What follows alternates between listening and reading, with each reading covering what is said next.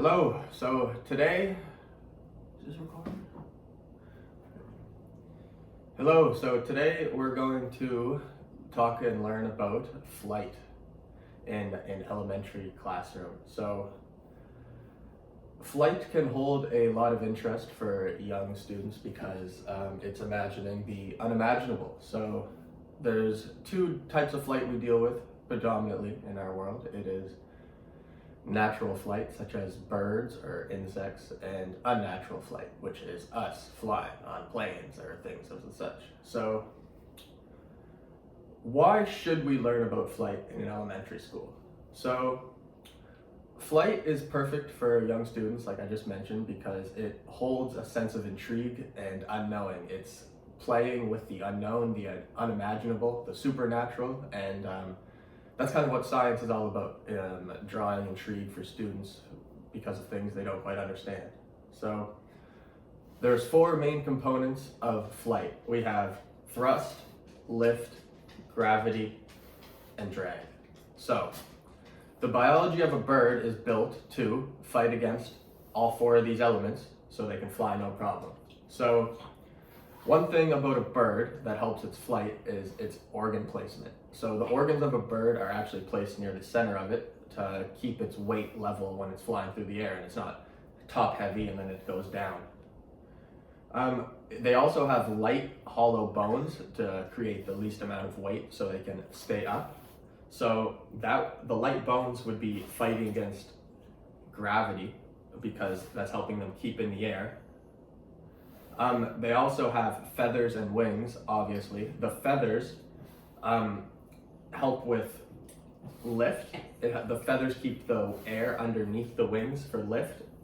And then the wings, which propel it forward, are thrust. So that's what takes it forward. So how does a plane relate to this? A plane is built very similarly, and it takes much inspiration from the biology of birds. So planes have wings, which they use for lift. They have engines instead of flapping the wings for their thrust. Have you ever noticed when you go to land a plane and things come off of the wings to push against the wind to help slow you down? That's creating drag, and obviously we're fighting against gravity the entire time.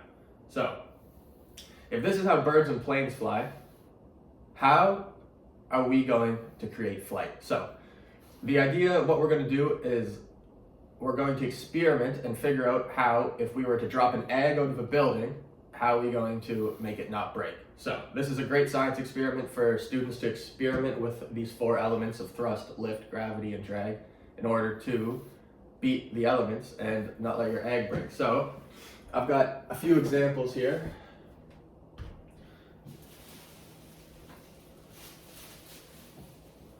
So one of them is this parachute. So we can get this out too. Here. So,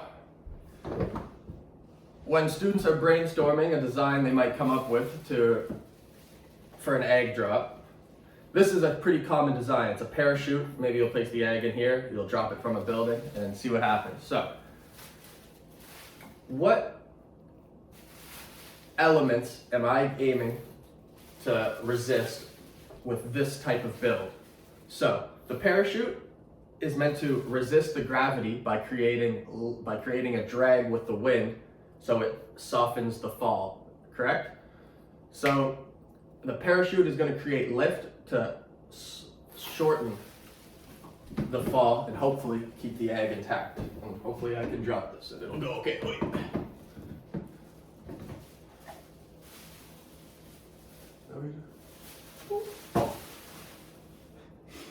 And obviously, I'm not on top of a building, except it fell much slower than if it wasn't attached to a parachute.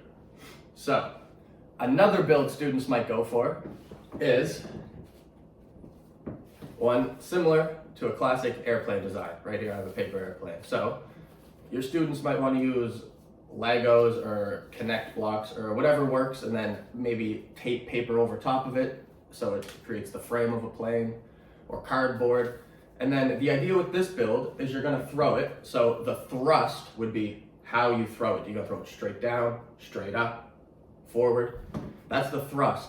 The wings are going to create the lift, gravity is going to pull it down, and then the drag of the wind is hopefully going to make it land softly. So if you were to do this on a bigger scale, you maybe would create a bigger plane with, like I said, some sort of blocks, and then you would put a little safe pouch for your egg. So let's give this a throw and see if it lands softly as well.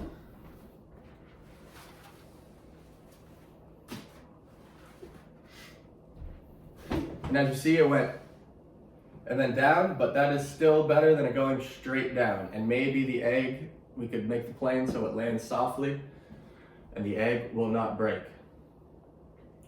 So, if I was going to use a parachute, what aspects are fighting the four elements? Thrust, lift, gravity, drag.